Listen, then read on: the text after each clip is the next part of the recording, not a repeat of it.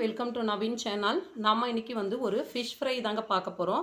இது சிம்பிள் தாங்க. இதுல எந்த ஒரு மசாலாவும் நம்ம ஆட் பண்ண போறது கிடையாது.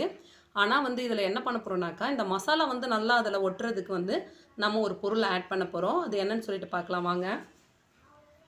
நான் வந்து 1 கிலோ மீன் எடுத்துர்க்கேன். அதுக்கு தேவையான அளவு வந்து salt வந்து நான் ஆட் பண்ணிருக்கேன். salt ஆட் பண்ணிக்கோங்க.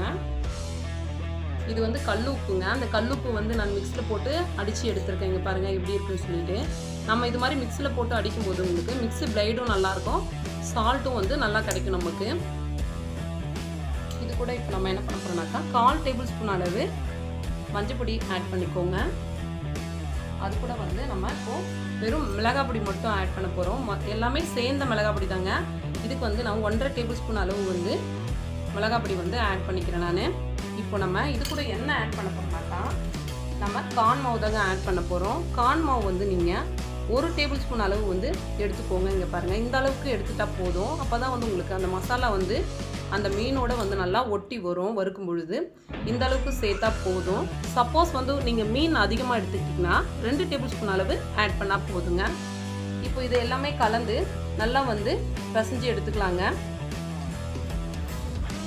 அவ்வளோதாங்க. மீன் வந்து நம்ம இப்போ நல்லா வந்து கலந்து எடுத்தாச்சு. இதை வந்து ஒரு 15ல இருந்து ஒரு 1/2 hour வரைக்கும் நம்ம ஊற வச்சிடலாம். ஊற வச்சு அதுக்கப்புறமா நம்ம ஃப்ரை பண்ணி எடுத்துக்கலாங்க. அவ்வளோதாங்க. இதை மூடி வச்சிடலாம் நம்ம அப்படியே ஊறட்டும். மீன் வந்து 1/2 hour வந்து நல்லா ஊறிடுச்சு. இப்போ வந்து நம்ம மீனை வந்து இதில் பொரிச்சு எடுத்துடலாம். பாத்திரம் வந்து காஞ்சிருச்சு. இதுக்கு வந்து கொஞ்சம் தாராளமாக வந்து நீங்கள் எண்ணெய் விட்டுக்கோங்க. இந்த அளவுக்கு இருந்தால் போதும். மீனோட பாதி அளவு வந்து முழுகிற அளவுக்கு எண்ணெய் இருந்தால் போதும். எண்ணெய் நல்லா காயட்டும்.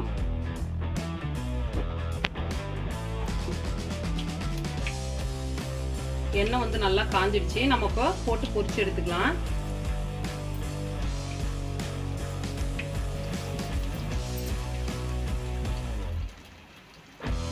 மீன் போட்டுட்டு அப்படியே வந்து ஒரு 2-3 மினிட்ஸ்க்கு விட்டுடுங்க. நம்ம அதை திருப்பி விட்டா வந்து மீன் வந்து உடஞ்சிடும். அப்புறமா நம்ம திருப்பிக்கலாம். இதை இங்க பாருங்க மீன் வந்து இப்போ நான் 5 மினிட்ஸ் ஆகுது. சிம்மில் வச்சு அப்படியே விட்டுருக்கேன்.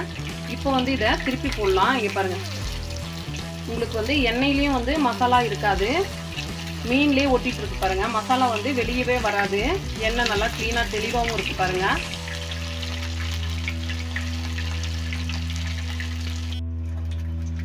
அவ்வளோதாங்க. நம்முடைய மீன் வறுவல் வந்து ரெடி ஆயிடுச்சு. எடுத்துடலாங்க. இங்கே பாருங்க மீனில் மசாலா அப்படியே இருக்கு பாருங்க.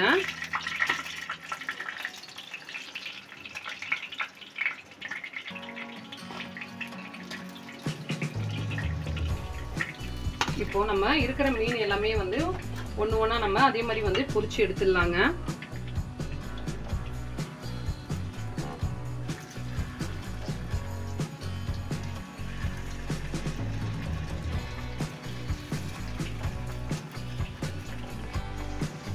நம்மோட மீன் ஃப்ரை வந்து ரெடி ஆயிடுச்சு. இங்க பாருங்க மீன்ல இருந்து அந்த மசாலா வந்து வெளியவே போகல.